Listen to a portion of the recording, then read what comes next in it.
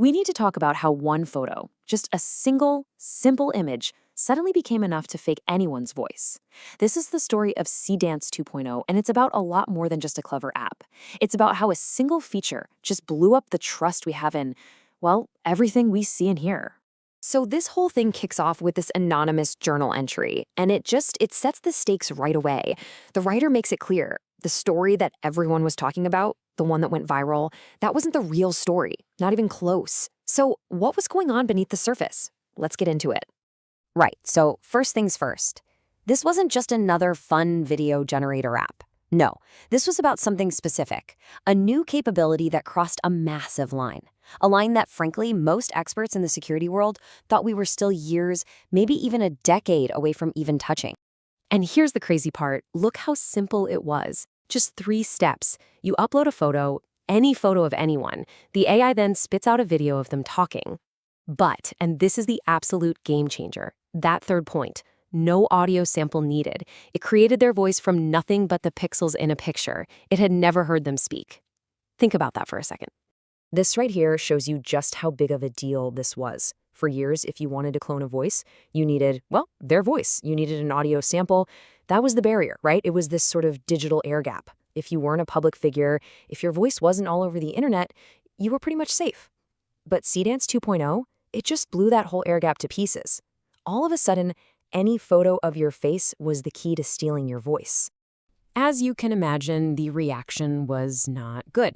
It was immediate, and it was furious, especially from Hollywood. We're talking studios, the actors' unions, huge players like Disney.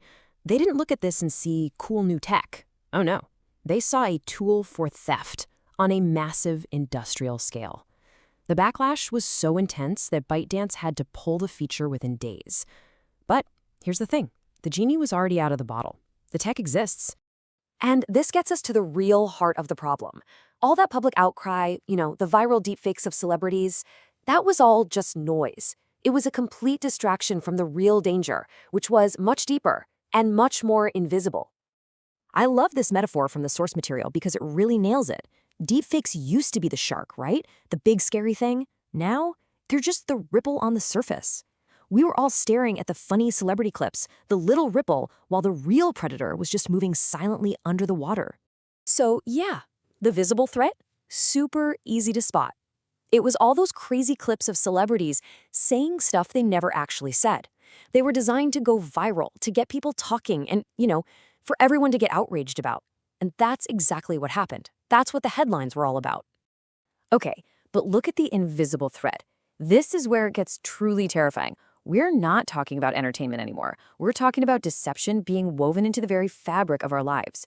Just imagine, a fake HR training video from your boss telling you to do something, a completely fabricated customer service call that tricks you into draining your bank account, or blackmail material that is 100% synthetic but looks so real you can't possibly disprove it. That's the danger, the kind that doesn't make a big splash. So the conclusion here is, well, it's pretty unavoidable. If your face can be used to instantly create your voice, then the whole idea of biometric security, using your face, your voice, your fingerprints to prove you are you, it's broken. It has fundamentally collapsed. And this whole situation points to something that feels really backwards, almost like a paradox. For years, we've been told that as AI gets smarter, it's going to get safer. But what SeedDance showed us is that maybe the exact opposite is true. I mean, this has been the promise from all the big AI labs, right? Don't worry, as the models get more powerful, they'll also get better at safety. They'll have better guardrails. And it sounds good. It's a comforting idea. But the reality that SeedDance 2.0 just slapped us in the face with is a better AI is just a more convincing liar. Every single tiny improvement, better lighting, more realistic physics, perfect lip sync, that makes a good video look more real, also makes a malicious deepfake that much harder or even impossible to spot. There's actually a name for this whole concept, the capability danger inversion. And it's a really important idea. It basically says that as an AI's skills improve, as it gets better at making things look real, its potential to deceive people grows way, way faster than our ability to build safety features to stop it. The lies just get better faster than the lie detectors do. And if you think that's bad, this is where the story gets even more alarming. See, the SeedDance thing didn't just happen out of the blue. It wasn't an isolated incident. It was the final straw in a single catastrophic week in February 2026. A week where it really felt like the entire world of AI safety just started falling apart at the seams. Just look at this timeline. It's insane. First, the head of safeguards at Anthropic, one of the biggest AI labs, resigns, basically screaming that the world is in peril. Then a co-founder of XAI quits because he's worried about the risks. Then, the US government backs out of a major international AI safety report that it helped create. And then, to top it all off, at the end of that exact same week, ByteDance drops SeedDance 2.0. You can't make this stuff up. So you have to see, these are not separate stories. They're all dots connecting on the same graph. It's a curve showing AI capabilities shooting straight up, while the people and the policies that were supposed to keep us safe are literally running for the door.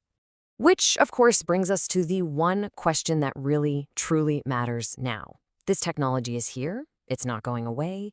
So what happens next? Seriously, think about it.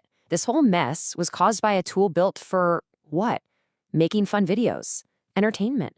If this is the kind of chaos that comes as collateral damage from an entertainment app, what happens when someone takes this same power, this ability to create perfectly plausible lies, and points it directly at our most important systems, at elections, at financial markets, at wars? Imagine faked orders from a general or video that crashes the stock market. The stakes just become astronomical. And that anonymous journal entry, it ends with this really chilling, unfinished thought. For now, we can still see it. Meaning, if you look really, really closely, you can still spot the flaws in the fakes. For now. But that window is closing, and it's closing fast. The question is, what happens when it slams shut? What happens when we can't tell the difference at all anymore? And the entry just ends with one word: pending.